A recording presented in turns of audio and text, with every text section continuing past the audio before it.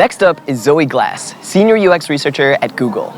While Zoe has been definitively in tech for a while now, her background is in wildlife biology, evaluating how we can change human behavior to make the world better for us all. In this unique presentation, Zoe demonstrates how leaders can borrow from ecosystem management principles to reevaluate how we can conduct research and drive teams and their strategies forward.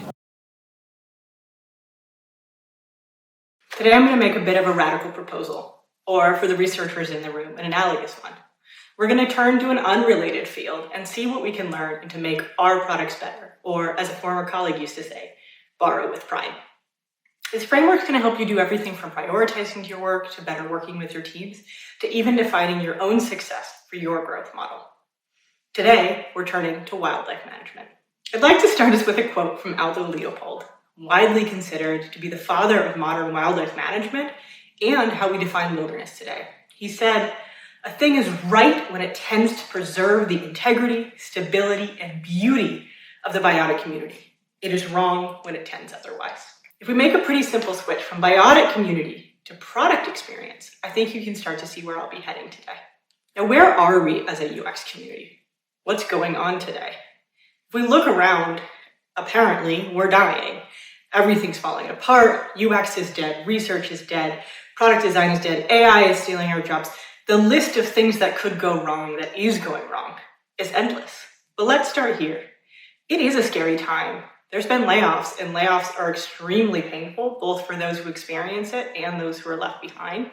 And with our current economic status, with increasing housing prices, food prices, all of this instability makes everything feel all the more dangerous. And that is very real, and we do need to acknowledge that. But we're a group of brilliant product and UX folks here today. So I certainly hearken a guess that our field is not dead, and indeed we might be ready to make it into something so much better, which is to say this, and you'll see this as our theme throughout today. We are not victims to this change, but revolutionaries in making it something that makes sense for us. Because if we take a minute to really say, what are we leaving behind? What are we saying we're so afraid to leave? Well, we get set apart. We're not necessarily involved in product decisions until way too late, especially at the more junior levels. We tend to value speed over quality, at times compressing months-long project into week-long sprints simply to meet an arbitrary P0 of somebody else's idea of what needs to be done at a very, very specific time. We have unclear career paths. We don't have a clear sense of what it means to succeed or what it means to go to the next level or to bring others along with us. We tend to have only iterative research at some companies with no ability to say, what is it our users really want? What does the long term look like? And we are so subject to this unknown that the clickbait fear of articles that say we're dying or that democratization is going to take our jobs or that AI is going to take our jobs send us into enough of a panic when I think we all know we have the ability to make it through. So where are we going? What is this next step? We know we've been somewhere we don't want. But where is it we do want to be? What is that success? What does that mountain in the distance look like? Now, what is success? What are we heading towards? And how do I know that we as UXers, who have certainly been subject to people's frustrations, to our own frustrations, to the lack of growth, and how do I know that we can be the ones to get us there? Because everyone else is just as afraid as we are. Your product team is afraid that their job is dead. Your design team, certainly, if you're a researcher or a designer, your engineers are apparently out of a job in just a few short years. Your PMMs are going to be replaced by marketing robots. Everybody is afraid of what's next. And I would also hearken a guess that most people are pretty frustrated with the way that we've been doing things, if only looking at the evidence of how much things have changed simply in how we do work. But what is next? And how do we get to be the people leading it? Because we are the creators of that revolution, not victims to its demise. Now you might be asking, why me? Why should you be trusting me with information that I should be giving this to you? For those who have heard me speak before, this is no surprise, but I used to be a wildlife biologist, in specific, a human dimensions biologist, which did not mean I measured humans and their dimensions, but rather, how do we manage humans and wildlife together to create the world we want to see? This can be really simple things like, can I get you to put a bungee cord on your trash can so that the animals don't get into it? To more complicated things like, how do we keep national parks clean? And how do we get you not to try to fight a bear? All of those pieces go into how we manage these species together, and that's what I did for years before becoming a UX researcher. which is to say this: I've got a lot of experience in both fields, and I'm really excited about the way that we can pull from one into the other at this integral time. So what is this thing I'm proposing? This is called ecosystem management. In the early 1990s, wildlife underwent this huge revolution from a single species management approach to where we said, we are managing for one thing and for the success of that thing only, and science will dictate what we're doing, to an ecosystem management approach that took things out of what we call the black box of science, or science knows best, and into the public sphere, such that we were managing people and managing ecosystems simultaneously to create the best outcomes. This means we switched from single species to the factors of how they work together, from being responsible only for wildlife to being responsible for the teams, the governments, and the public that we manage them for. You're probably already seeing this connection, but if not, this is the same as saying being responsible for the user or being responsible for the product to being responsible for the network of teams, users, products, and everything and how they interact with each other to create the systems that sustain our products. But we should probably take a step back even further. What's an ecosystem? Why am I asking you to think of things like this? An ecosystem is a geographic space where both biotic or living things and abiotic, non-living things like water and air and weather exist together to create an interdependent network that we call a bubble of life. Now, there's a bunch of different kinds of ecosystems, just as there are a ton of different kinds of companies, right? You've got your Googles, you've got your YouTubes, you've got your Asanas, you have the tiny little startup that no one's heard of in stealth mode. And all of them are viable and all of them have their own space, just as the forest is viable as the ocean and each has its own ecosystem. But it's just a universe space that we can say, we can look at it and how everything affects across the system and within the system. Now, what is your ecosystem? Let's first start with the easy, the geographic area, those constraints, that big boundary of that circle we've talked about. Well, this is what your company does. If you're YouTube, you're a video system. If you're Asana, you're a product management system. There is something that you are set to do, and you know what that is. Now, how about the abiotic, the stuff that's not living? Some of this we don't think about as much, but it's an integral part of how we do our work. This can be the offices in which we do them or the way we work from home.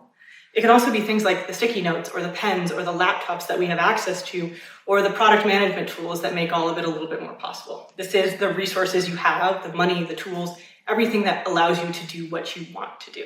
And we can also say, what are the constraints of that ecosystem? What is it pushed on each side that we're always going to keep in mind that we might not have control over? These are things like money or lack thereof, the design system that you're wielding within, even the accessibility standards that you're working within. Now there's the biotic system. What's alive in your system? There's, of course, you, an integral part of that system. There's the people you immediately work with. So if we're to look to the owl, these are the mice, to the hawk, to the songbird, the things that are directly affected by your behavior. There's also the people 2 steps away. These might be the things that make you particularly nervous, like your CEO or your SVP, the people that you get into a meeting with and you get a little bit nervous, a little bit sweaty. And these can even be things that are 2 or 3 steps away from you that still affect what you're doing day to day. So these are the teams adjacent to you, whose decisions affect what you can build, what you're doing for your user, or what success looks like. They're still affected by you and you are affected by them, but not necessarily directly. These are also things that we often struggle to take into account, that this system can help us better take into account. Now, what is this system I'm proposing? It's called the 7 pillars of ecosystem management. Again, developed in the early 1990s as a way to say, how are we intentionally doing this? There's 7 pillars. I'm going to first run through them as they are written, as wildlife pillars. Hopefully some of the similarities will start to jump out to you naturally, but no worries if not, because we'll dive into each as a UX system and then a little bit more detail on each as we go. Conservation is a social decision, and decisions are made reflective of both societal and ecological goals, which is to say this: we don't actually manage wild spaces just for the sake of wildlife. We are always thinking about the way it also affects humans, and we're doing so consciously. Next, boundaries. We have clear focus areas of what we are looking at and what we are not looking at, and we all know how to talk about that equally. Our goals are clear. We don't manage things for goals' own sake. We manage them for whatever we have intentionally set out to do. Nothing is good simply because it is inherently so. It is good or bad or neutral because of what we have decided, that first step in what we are doing, both in terms of societal and ecological goals. Stress. Ecosystems can absorb a certain amount of stress, as can the teams that manage those ecosystems. And it's good to build with that in mind. Certainly, expanding resilience is always a great goal. But there are limits, and those limits can break. We want to think about what that stress tolerance is and how we're building for it to support it and not push it too far. Emphasis is a choice.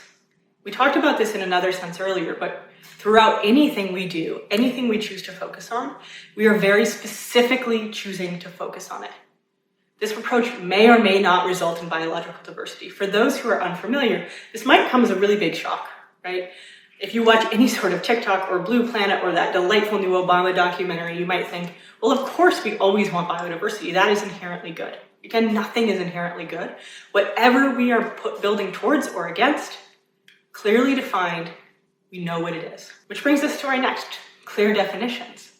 Sustainability, if used at all, must be clearly defined. We talk about a lot of concepts in wildlife. Sustainability is one that's really expanded well beyond wildlife. It's in your grocery store, it's in your home market. But if that term is used at all, it needs to be clearly defined, just as any other term.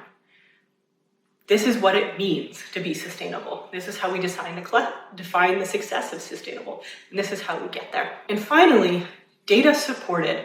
For the researchers in this room, this might be the one that feels a little bit most icky, but it's really imperative that this is something we consider. Science and data have a vital part in determining how we manage wildlife and how we manage humans.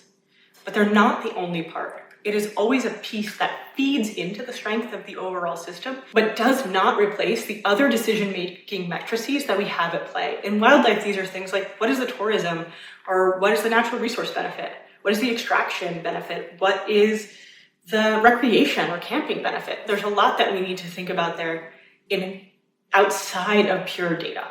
Data-informed, not data-directed. Now, we've talked a lot there, and I hope some of these already jumped out, that you're like, oh, I see how that applies to my UX practice. But if not, let's run through what I'm calling the 7 new principles of UX ecosystem management. Product decisions are social decisions. We consider the product goal and benefit and the user goal and benefit in tandem. Again, just like wildlife, we don't think of these as separate. We make sure that things are considered together and always intentionally in how they affect one another. Boundaries. Everyone loves boundaries. Really hard to set, even harder to enforce sometimes. But we're decisive in what we focus on and what we do not focus on. We're clear about those boundaries and how they affect the commitments that we've made. And everyone on the team should be just as able to say, we do that, or we don't do that. We are really clear on our goals. We don't make changes just because we think they might be good. We stay rooted in our goals and values established in that first step. And again, we'll talk about each of these more. But this is the one I think that probably comes up with a lot of us, where a product manager and an engineer will think of a product that is just such a good idea. It's going to solve some piece of something. And you're sitting there as the UXer going, it breaks the ecosystem of the product. It breaks what we're trying to do.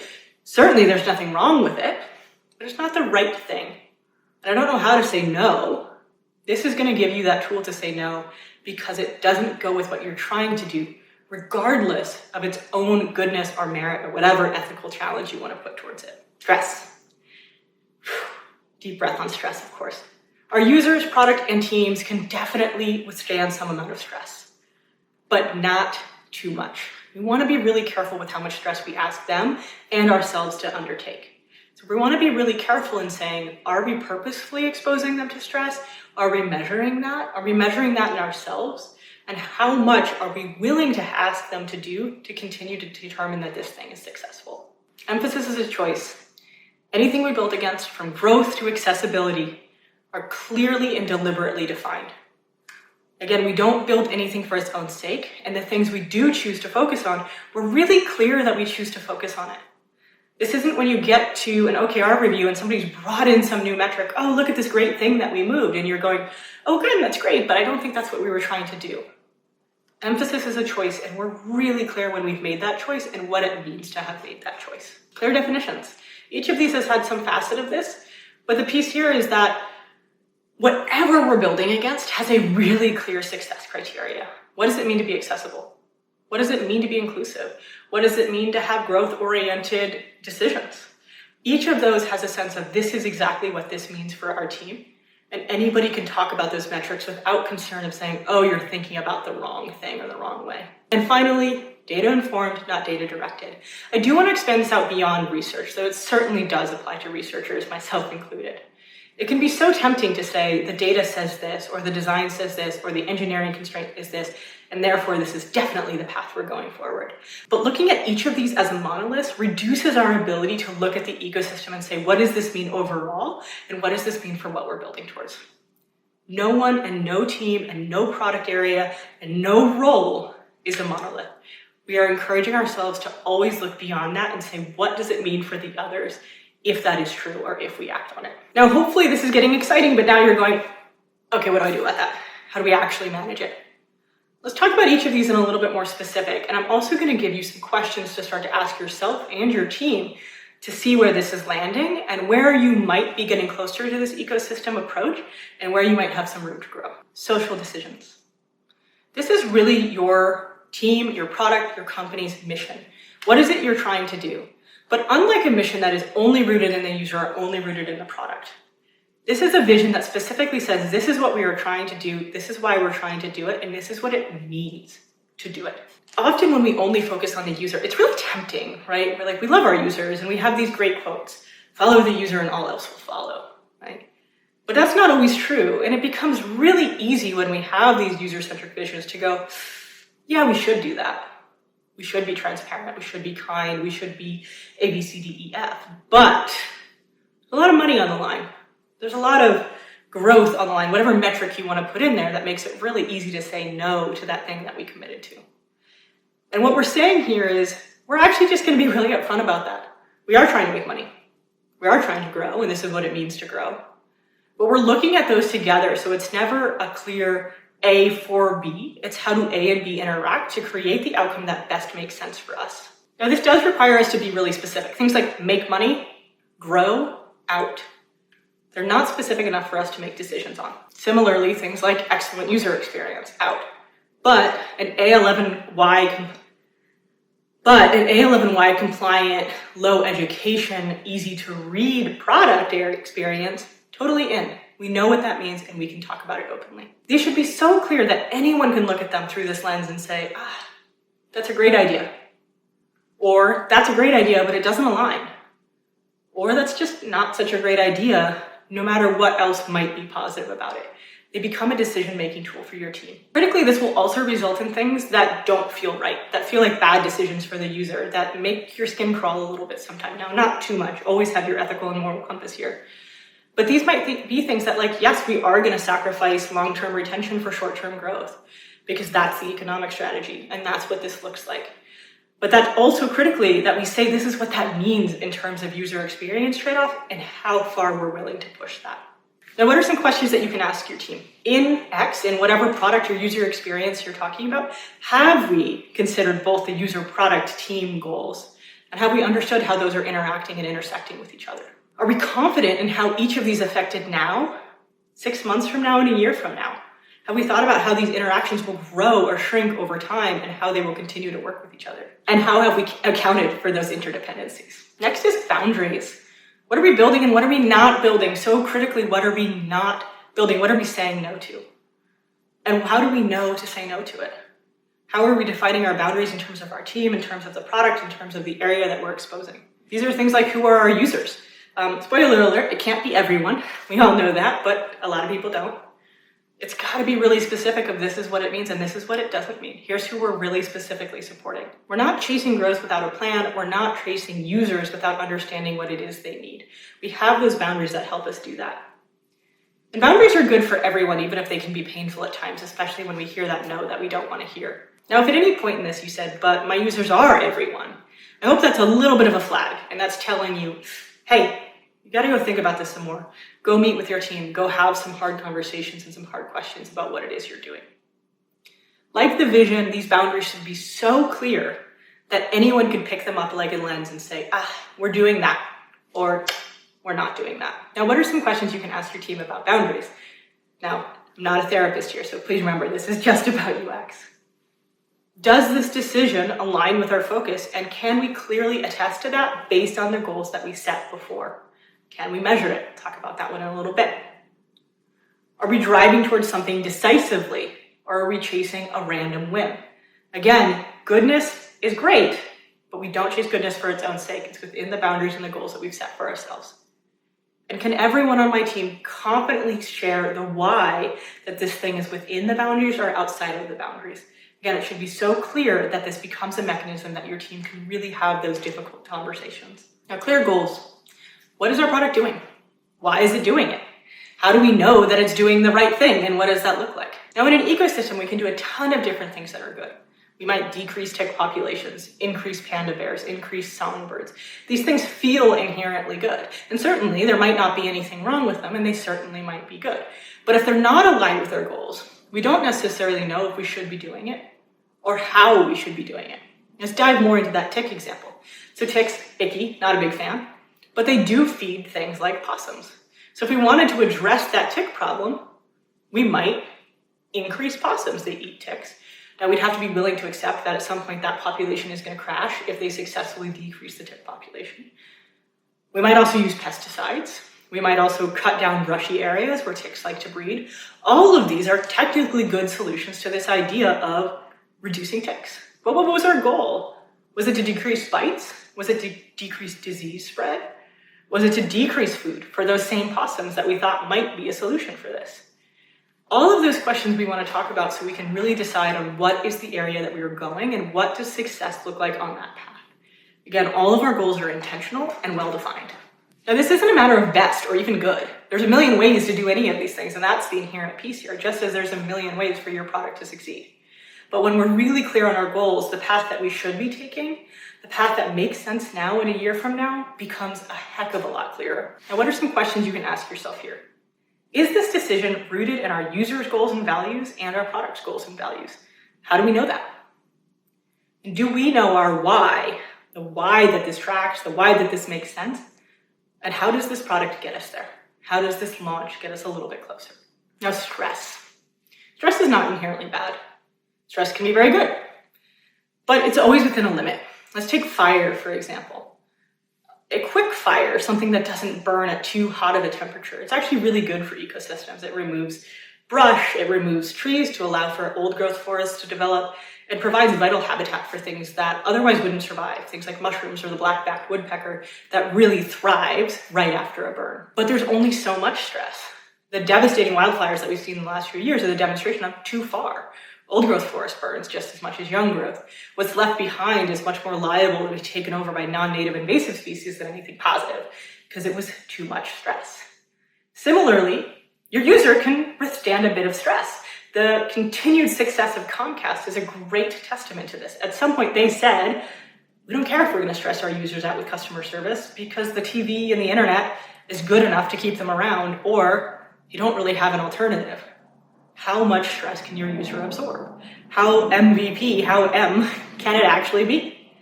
But your team is also a critical part of this. How much stress can your hawk absorb? Can your bear absorb before it is no longer able to function in its role in the ecosystem? Because you really want to worry about how it falls out and how that breaks. How much your researcher needs your support or your designer needs your support is a really key component to successfully managing stress in your team. Are we respecting the amount of stress our users can reasonably endure? Are we respecting the amount our teams can reasonably endure? And a question I'd really like to put you towards, you'll notice it's the only one in bold here, is what is the stress debt we have obtained or we have absorbed? Now, we talk a lot about engineering debt in our teams. Oh, how much engineering debt does this create or this fast decision? But stress debt is just as important because it helps us look and say, what have I asked my user to do? What have I changed in them that could be healthier? And how much more could I really push them if I've already pushed them this much? Or how much more can I really push my team if I push my team this much? Emphasis is a choice. Principle 5 comes from a really interesting place in wildlife, where we have this tendency to say, like, the more biodiverse the system is, the better it is. This is kind of harped on in any sort of video that you've ever seen online, that biodiversity is sexy, biodiversity is great. It is the be-all, end-all. And it is really good, let's be clear here. Biodiverse systems do tend to be more stable, they do tend to be more profitable, really anything that you might want to measure against. But the specifics within that and how we're emphasizing that is a choice, right? We still might choose not to manage for biodiversity. As long as we're clear in that, we're okay. What are we managing for? Biodiversity does have trade-offs with things like tourism or resource extraction. We really want to make sure that whatever decision we're making, we know that we're making it for the right reason because of the goals and values that we've set. Now, intentionality, of course, is the common theme here. What we want to be able to do is say, did we do this for the reasons that we set out to do it? The more specific we are, not only in where we are now and where we're going, but also the path to get there, the more we can keep our team on track and make sure we're building the right things and that people feel supported as they're building it, right? This is not an all roads lead to Rome. This is highway run leads to the beach, and we are taking highway run to the beach today. Now, what are some questions you can ask yourself here? It's really just one. Are our terms clearly defined such that we can clearly judge the merit of the outcome, not the ideation? What came of it? We made the correct, emphatic choice, and we followed it through. Now, clear definitions. This one wraps up a couple of others. But anything that we're looking at, we want to be really, really specific with what it means to be looking at that. Anything that we're looking at is measurable, definable, and easily discussable. Success has clear criteria that anybody could talk about, and it's very, very, very specific. We can all have the same agreement about it. What are some questions you can ask here? Do we have clear criteria for success that tracks to our high-level goals and things like our OKRs and the specific goal of the product or project that we're working on? Both, right? Everything connects. Highway 1. Are we set up to succeed in those metrics? Have we supported our team in terms of strength and definitions that they really know what that means? And are we set up to discuss those metrics objectively? That we both can say, this is what I mean, this is how I know it, and we're talking about the same thing. And finally, data supported, not data directed. Now, the original one of this, of course, referred to wildlife. Again, back in the 90s, it was very, very common that scientists kind of toiled away in their labs and came up with a thing, and it said, this is what we're doing.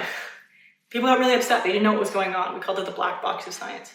But we're going to expand this out to UX more broadly, and really every function more broadly. No discipline stands alone. This should be that ecosystem as everything is connected, not the pyramid of eventually product or engineering, whomever else is at the top of your period actually gets to make the decision. Nobody's a monolith.